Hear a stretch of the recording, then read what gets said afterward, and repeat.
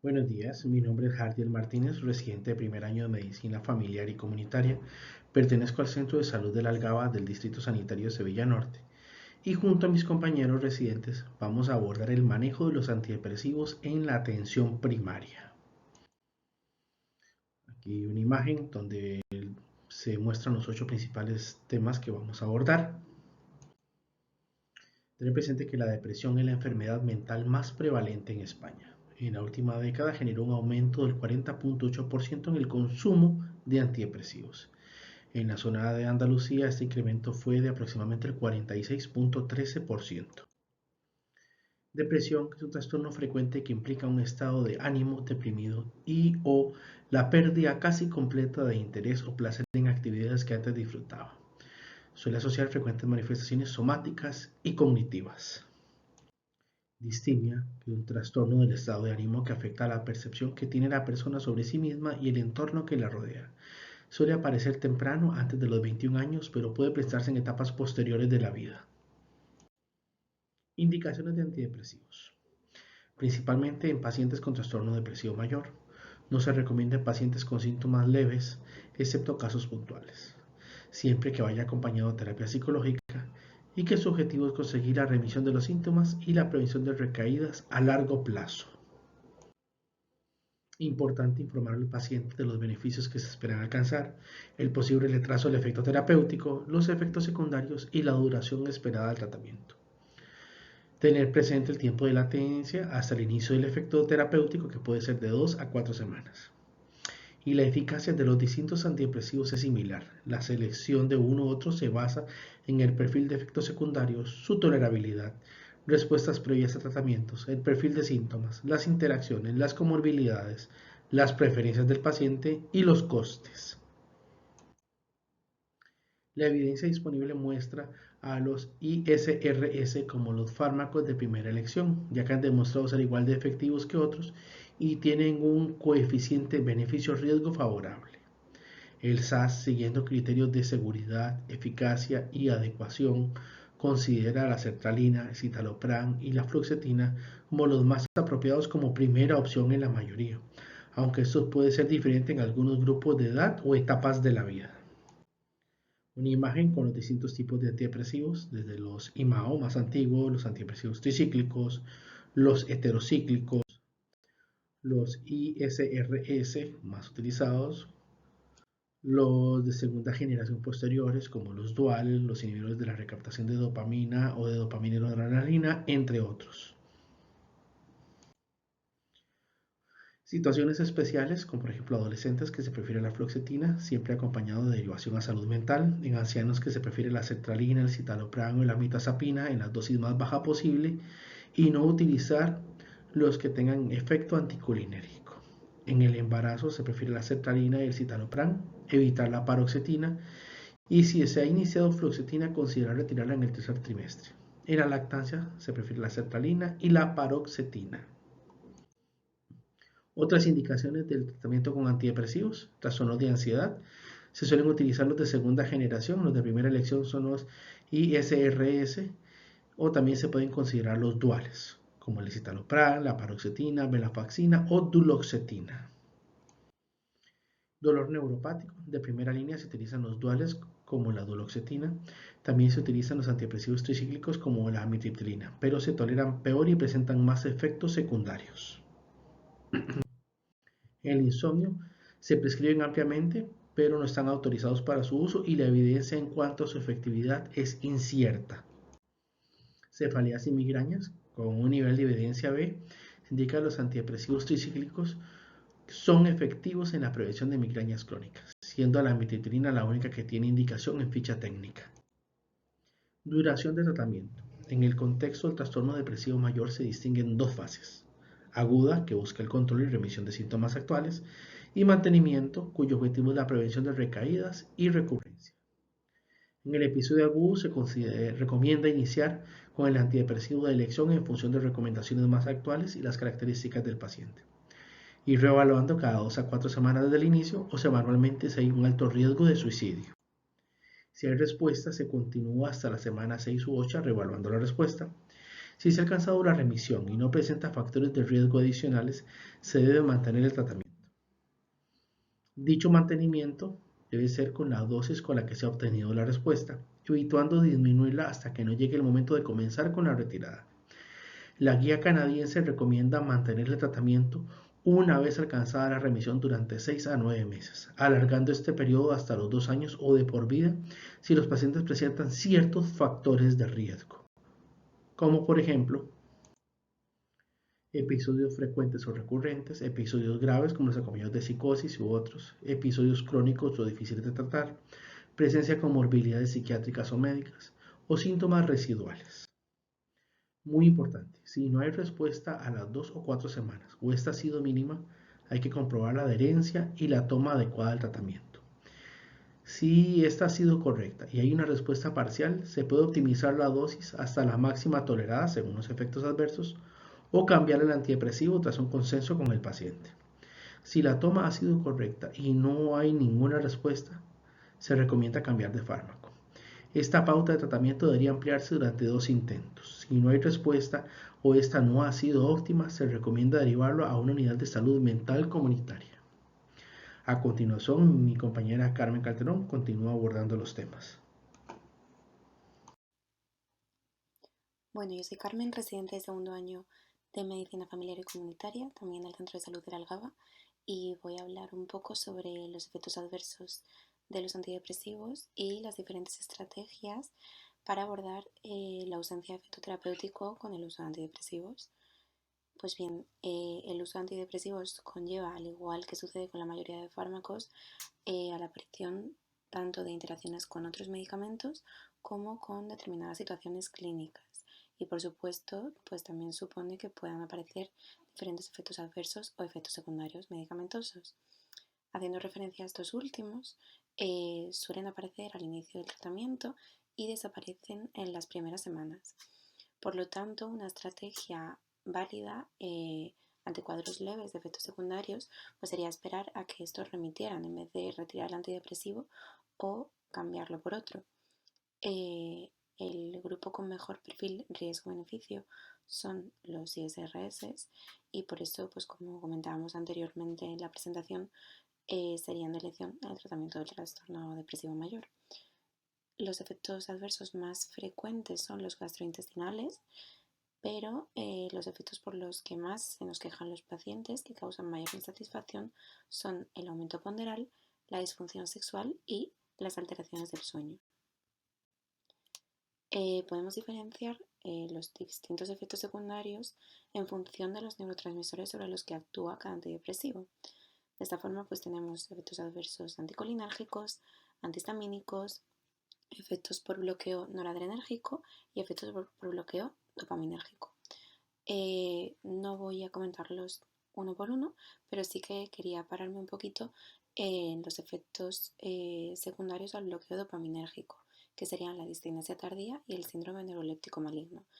Haciendo referencia a este último, quería que quedase claro que deberíamos hacer el diagnóstico diferencial con el síndrome serotoninérgico, porque son dos entidades clínicamente muy parecidas, ¿de acuerdo? Al fin y al cabo, la serotonina también regula a la dopamina, por lo tanto no es de extrañar que tengan aspectos clínicos muy similares.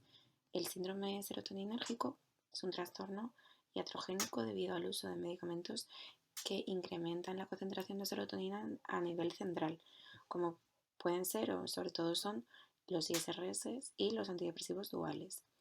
Se da más frecuentemente cuando interaccionan dos o más fármacos serotoninérgicos, suele tener un inicio agudo, también se puede dar en pacientes que sufren una sobredosis de estos antidepresivos o de estos fármacos que incrementan la concentración de serotonina a nivel central, o si interaccionan con determinados fármacos, como pueden ser analgésicos, antibióticos, antirretrovirales, antiparkinsonianos o incluso sustancias ilícitas como el LSD. La clínica consiste resumidamente en alteraciones del humor, una hiperactivación autonómica y anomalías neuromusculares, como la rigidez, las mioclonías o la acatisia. El diagnóstico es clínico principalmente, pero analíticamente también podemos encontrar una leucocitosis mayor o menor y un incremento tanto de transaminasas como de CK. El tratamiento pues, consistiría en suspender el fármaco, hidratación, sedación, ventilación, siempre que sea necesario, y control de la temperatura corporal. Además, consistiría en este caso en añadir la ciproheptadina, que es un antihistamínico de segunda generación con acciones antiserotoninérgicas, entre otras. En cuanto a las diferencias con el síndrome neuroléptico maligno, pues bueno, este se presenta de forma más gradual que el síndrome serotoninérgico. Suele ocurrir días o semanas después de haber empezado el tratamiento con antidepresivos y raramente ocurre solamente con una dosis del medicamento. Clínicamente ya hemos dicho que son muy similares, pero el síndrome neuroléptico maligno puede comprometer más la vida del paciente. En él no vamos a ver ni hiperreflexia ni mioclonus normalmente, pero la rigidez muscular, la fiebre y la hiperactivación autonómica suele ser mucho mayor. Incluso la leucocitosis es bastante más elevada que en el síndrome serotoninérgico. Por último, pues haciendo referencia a otros tipos de efectos secundarios no clasificados ya según la acción sobre el neurotransmisor, pues quería destacar la hiponatremia y el sangrado. La hiponatremia se da por una secreción inadecuada de ADH y los pacientes que tienen un mayor riesgo de generarla pues son sobre todo pacientes varones, añosos, mayores de 65 años, que utilicen diuréticos, que tengan un bajo peso y unos niveles de sodio en el límite bajo de la normalidad. Por su parte, el sangrado, bastante olvidado a veces, es debido a una inhibición de la serotonina plaquetaria. Es más frecuente a nivel digestivo, pero también se puede dar a nivel cutáneo.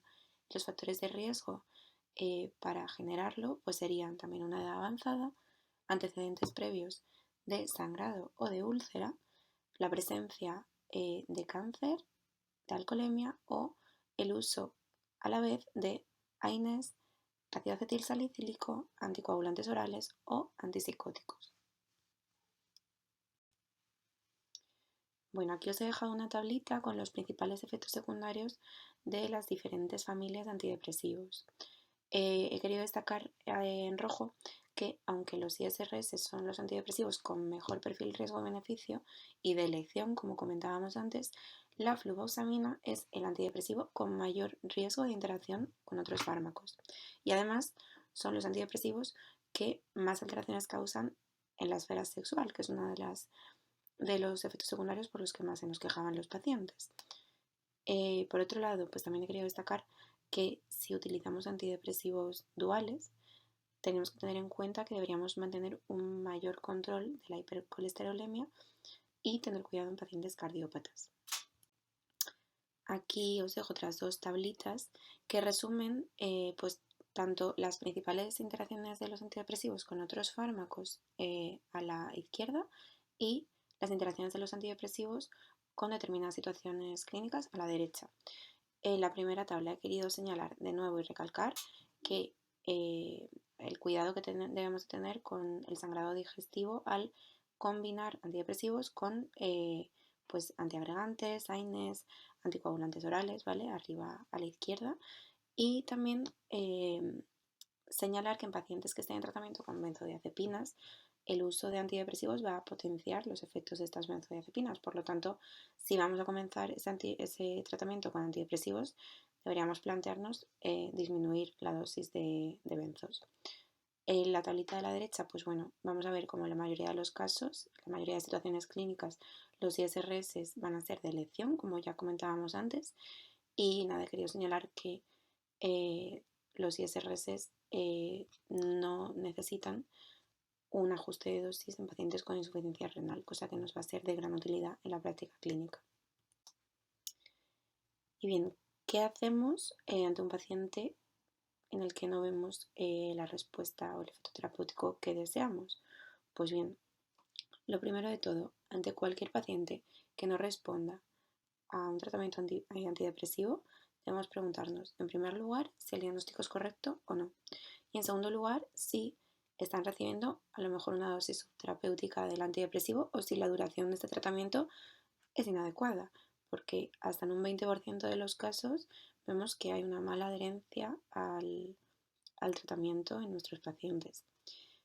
Una vez descartado esto, que de forma combinada pues se denomina pseudoresistencia y se puede ver favorecida tanto por interacciones farmacológicas como por variantes genéticas, que si recordamos pues había pacientes que podían metabolizar de forma rápida o ultra rápida los fármacos y puede disminuir los niveles plasmáticos de antidepresivos y que esa sea la causa de, de la falta de efecto terapéutico, ¿no? Bueno, una vez descartada hasta todo esto que comentamos, se nos presentan diferentes estrategias que podemos iniciar. He dejado aquí a modo de resumen las diferentes estrategias, ¿no? Que pueden ser la optimización, es decir, aumentar la dosis de antidepresivo, la combinación con otro antidepresivo de diferente perfil receptorial, la potenciación con otros fármacos no antidepresivos y la sustitución o intercambio por otro antidepresivo de perfil similar o diferente. Por supuesto, también podemos combinar este antidepresivo con psicoterapia o con terapias no farmacológicas de las que hablaremos más adelante, pero me he querido centrar en las principales, las 4 primeras estrategias que están en negrita, ¿no? Pues bien, hablando de cada una un poquito más a fondo, la optimización consistiría en aumentar la dosis, como hemos dicho, pero ¿cómo? Pues sería forzar la dosis de antidepresivos hasta las máximas que tolere nuestro paciente y recomendadas en ficha técnica, prolongando un poquito el tiempo de espera, evaluando esa respuesta hasta en 8 o 12 semanas, ¿vale? Esta estrategia va a ser útil cuando se ha producido ya una respuesta parcial con la primera dosis de antidepresivos, ese primer antidepresivo, y los efectos adversos no suponen un problema, ¿de acuerdo? Su utilidad, sin embargo, aunque es muy utilizada, su utilidad está un poquito en entredicho. Sí que se apoya esta estrategia cuando utilizamos antidepresivos tricíclicos o IRSN, perdón.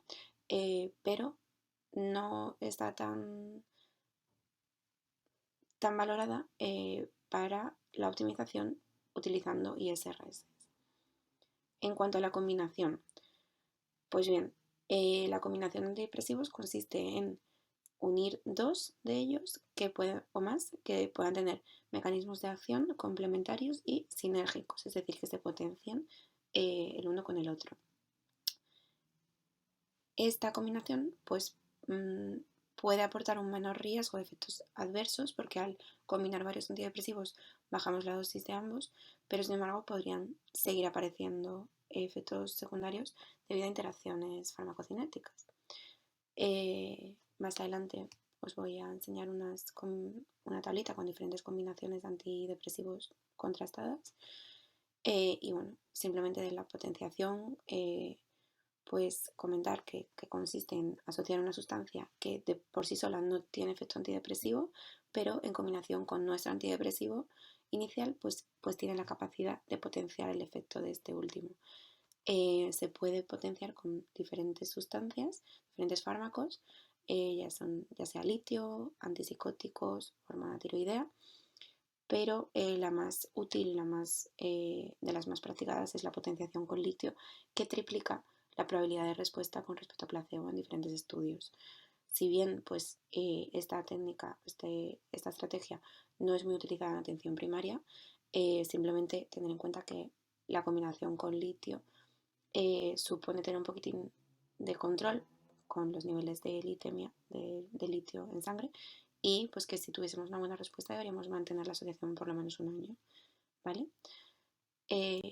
Como os decía antes, pues aquí he dejado una tabla con las diferentes combinaciones de antidepresivos contrastadas que pueden venir muy bien para la práctica clínica diaria. Destacar que una de las combinaciones más contrastadas es la de un ISRS con un fármaco antagonista de receptores alfa-2 adrenérgicos, como es la mirtazapina. ¿Por qué? Pues porque es una combinación que potencian la eficacia antidepresiva al potenciar la transmisión serotonínérgica y noradrenérgica, y nos permite a la vez compensar alguna de las molestias digestivas secundarias a los ISRS. Lo único que deberíamos vigilar un poco si utilizamos esta combinación es el aumento ponderal y la sedación excesiva de nuestros pacientes, ¿vale? Bueno, y por último, pues la sustitución o intercambio de antidepresivos, ¿vale? En este punto sí que me voy a parar un poquito más para explicarlo un pelín más a fondo. La sustitución o intercambio es la práctica clínica más habitual cuando la monoterapia antidepresiva fracasa, que puede fracasar bien porque la respuesta inicial al tratamiento haya sido mínima o directamente no haya existido respuesta, o porque hayan aparecido problemas importantes en cuanto a la tolerabilidad. Existen dos estrategias de sustitución, ¿vale?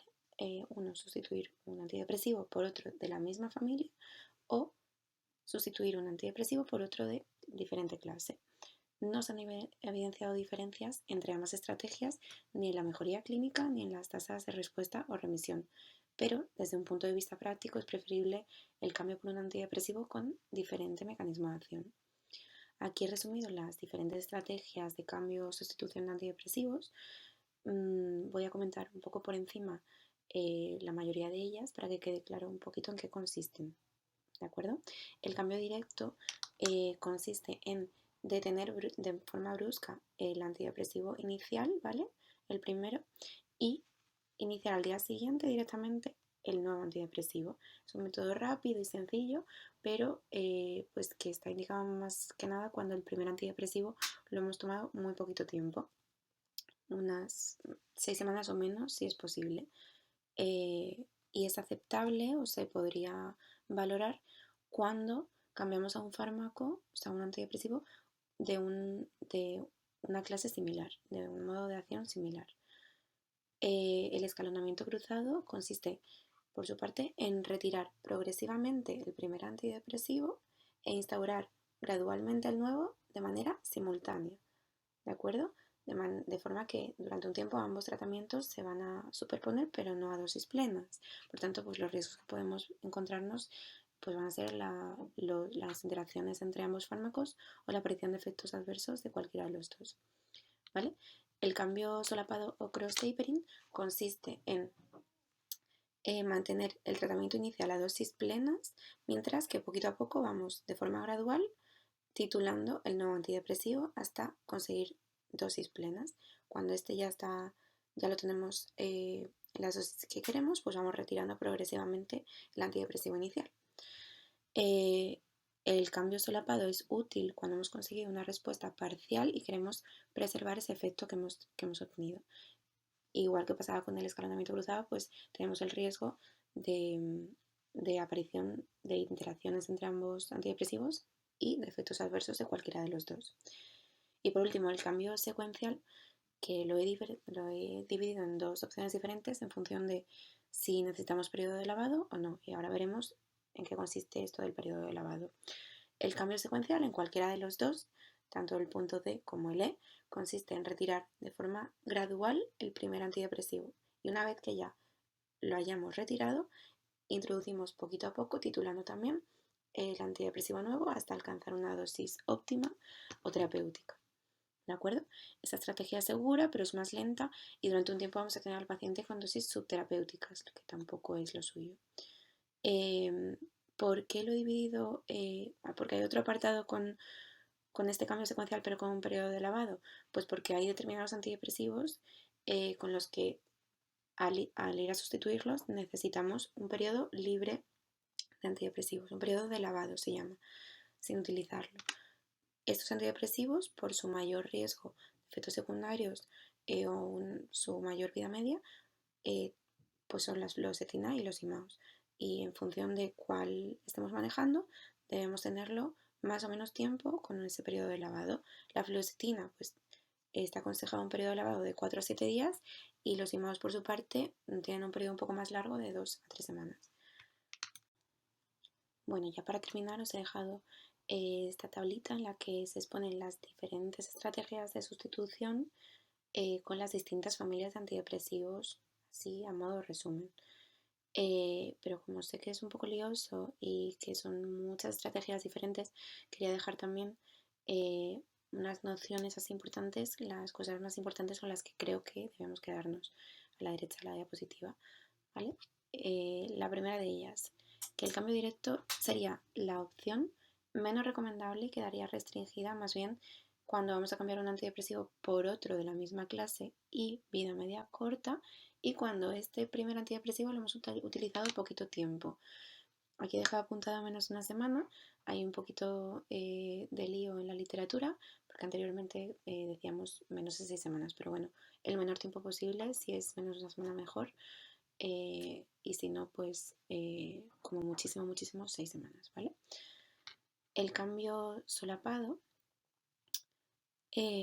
o el cross-tapering sería la mejor opción para personas que han tenido una respuesta inicial a ese primer antidepresivo, o para aquellas que son propensas a presentar síndromes de retirada o de abstinencia, ¿vale? Sin embargo, pues con este cambio solapado también tenemos riesgo de presentar interacciones medicamentosas y efectos adversos, como comentábamos antes.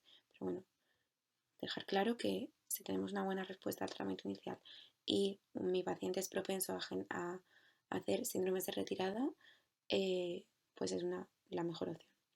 Y por último, el cambio secuencial. Recordar la fluoxetina y los imaos, que sí que necesitan ese periodo de lavado, pero sobre todo con esta estrategia el riesgo de interacciones medicamentosas es muy bajo, pero sí que pueden aparecer síndromes de abstinencia o síntomas de retirada, o exacerbaciones clínicas porque tenemos al paciente durante un tiempo con dosis de antidepresivos subterapéuticas. Entonces, así, a modo de resumen, tener estas tres nociones para poder adaptar este cambio, esta sustitución de antidepresivos de la mejor forma a nuestro paciente en función de sus características. Bueno, yo soy Jesús Tejeda, residente del Centro de Salud de La Algaba. Y por último, para finalizar la presentación que hemos estado haciendo con mis compañeros, pues vamos a hablar un poquito de lo que es el tema de la retirada del tratamiento con antidepresivos. En primer lugar, pues definir las razones para prescribir un antidepresivo, que es, en primer lugar, que no haya existido una indicación, que hasta un 50% de los casos en los cuales se inició el tratamiento son casos de episodios depresivos leves, que no necesariamente habría que haber iniciado tratamiento con psicofármacos. Evitar efectos adversos a largo plazo por tratamientos prolongados, y luego también por la decisión del propio paciente para evitar que haga una retirada brusca del fármaco, pues nosotros vamos a darle una serie de pautas para que de esta forma se haga de una manera más escalada. En primer lugar, vamos a hablar de una serie de consideraciones generales en el tema de la prescripción. Previamente a la prescripción, pues obviamente tenemos que valorar los beneficios y los riesgos frente a prescribir o a quitar el tratamiento, frente a mantener el tratamiento antidepresivo. No comenzar obviamente la prescripción en el caso de tiempos de crisis, sino que aprovechar un periodo de meseta en el cual haya una estabilidad clínica del paciente en el episodio depresivo. En el caso de que existan varios antidepresivos, pues obviamente irlo quitando de uno en uno, y obviamente si existe uno que tenga un efecto sedante que se vaya a administrar por la noche, pues retirarlo el último para evitar problemas de insomnio que siempre pues van a ser más complicados a la hora de la retirada. Y en el caso de que tome benzodiazepinas, que suelen ser la mayor parte de nuestros pacientes, que vamos a encontrar muchos casos de pacientes con tratamiento antidepresivo y con tratamiento con benzodiazepinas, pues plantearnos primero retirar las benzodiazepinas y luego posteriormente el tratamiento antidepresivo. Durante la prescripción es importante monitorizar los síntomas de abstinencia, de tal manera que si aparecen dichos síntomas, lo que vamos a es a volver a la última dosis en la cual no he presentado síntomas y esperamos. Y por último, tras la prescripción, pues estimular la monitorización del paciente para prevenir la aparición de recaídas, y sobre todo también la psicoterapia, el abordaje psicológico, que es una de las patas fundamentales para el tratamiento, que no es solamente poner el tratamiento farmacológico y olvidarnos del tema, sino que tenemos que hacer un seguimiento del paciente para que de esta manera se sienta arropado y se sienta acompañado en la retirada del tratamiento. Bueno, vamos a hablar un poquito de lo que es el síndrome de abstinencia de los antidepresivos. Y es que a veces no nos damos cuenta, pero hasta un 54% de los ISRS, que es el grupo de fármacos que más utilizamos, pueden presentar síntomas compatibles con el síndrome de abstinencia cuando estamos retirando el tratamiento. Dentro de ello, pues hablaremos en primer lugar de lo que sería el acrónimo FINIS, que nos permite un poco recordar cuáles van a ser los diferentes tipos de sintomatología que nos podemos encontrar. En este caso, podemos encontrar síntomas gripales o flu-like y otros síntomas somáticos como anorexia o taquicardia, insomnio y otros trastornos del sueño relacionados como pesadillas, terrores nocturnos, síntomas gastrointestinales en general, inestabilidad de la marcha, mareos, vértigos, ataxia, trastornos sensoriales como parestesias, adormecimiento, acúfenos, hiperactivación como síntomas afectivos con ansiedad, agitación, irritabilidad, hipomanía, etc. ¿Cuáles van a ser los factores de riesgo para la aparición del síndrome de abstinencia? Pues los tenemos aquí un poco recogidos, que son generalmente episodios de duración de tratamiento mayor de 6 meses, fármacos a dosis altas, fármacos con una vida media más corta o que tengan una mayor afinidad del fármaco por el receptor, que el paciente tenga una menor edad que un paciente más añoso, que generalmente suelen tener una mejor tolerancia a los tratamientos, manifestaciones de abstinencia previas cuando se han intentado retiradas y antidepresivos también sobre todo de alto riesgo. Bueno, y dentro de lo que van a ser los antidepresivos de alto riesgo, en esta tabla lo que recogemos sobre todo van a ser los perfiles de riesgo que tienen cada uno de los antidepresivos que conocemos a la hora de producir síndrome de abstinencia en su retirada. Sobre todo destacar cuáles van a ser los que tengan un perfil más bajo de producir riesgo de síndrome de abstinencia, dentro de los que nosotros estamos más habituados a utilizar en atención primaria son la fluoxetina, el citalopram y la mirtazapina. Y dentro de los que van a tener un mayor riesgo o un perfil de alto riesgo van a ser sobre todo la paroxetina y la venlafaxina que vemos aquí reflejados. Bueno, hablando de cuál va a ser el método que vamos a seguir para la de prescripción, tenemos dos consideraciones. Uno que sería el caso de las situaciones de bajo riesgo, que son aquellos pacientes que tengan menos de 6 meses de tratamiento con un antidepresivo de una vida media larga y que no haya presentado clínica en retiradas previas, en las cuales realizamos una retirada de un 25 o un 50% de la dosis en 2 a 4 semanas y luego en las 2 a 4 semanas siguientes retiramos el 50% restante. Mientras que en aquellos pacientes que no tengan estas consideraciones, pues son considerados de alto riesgo y por lo tanto tenemos que ser mucho más prudentes y realizamos retiradas de dosis de entre un 5 a un 10% en periodos de 2 a 4 semanas. Así, de esta forma, pues para realizar la retirada gradual, pues empleamos lo que se conoce como el método lineal, que por lo tanto hemos visto que depende pues, de lo que van a ser los factores de riesgo para presentar un síndrome de abstinencia.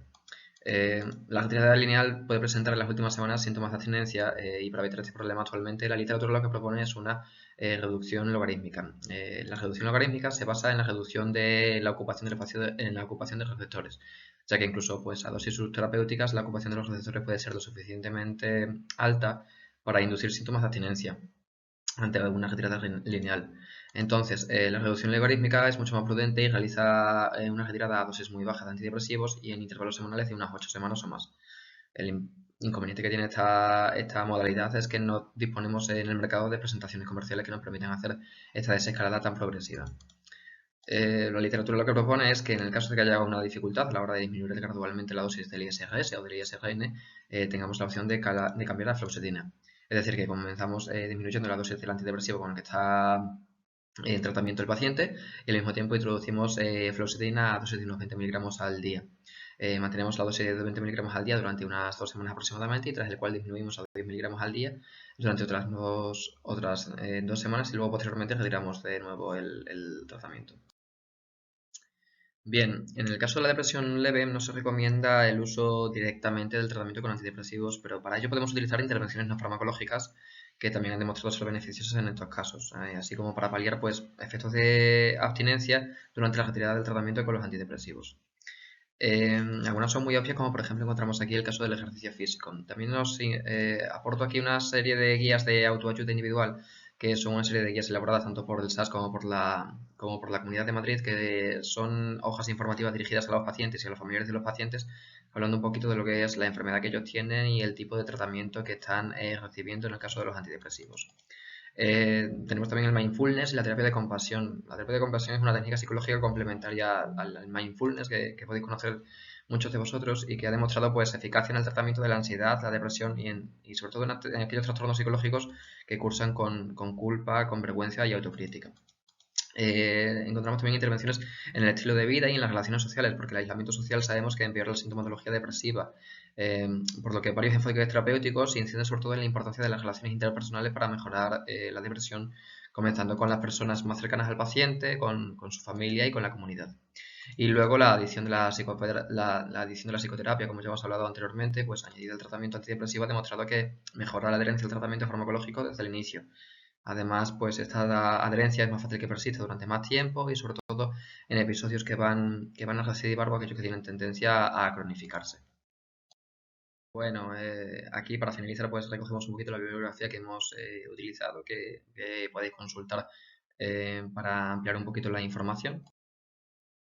Y bueno, ya para terminar, pues daros las gracias por vuestra atención. Espero que os haya podido ser de utilidad la presentación, sobre todo para aclarar conceptos acerca del manejo de la depresión en atención primaria, de qué tipo de fármacos utilizar, cómo realizar el cambio de tratamiento de uno a otro tipo de antidepresivo y finalmente cómo quitar el tratamiento con antidepresivo en caso de que no sea necesario, así como las intervenciones no farmacológicas más utilizadas en el caso del tratamiento de la depresión. Y que tengáis una feliz Navidad y un próspero año nuevo.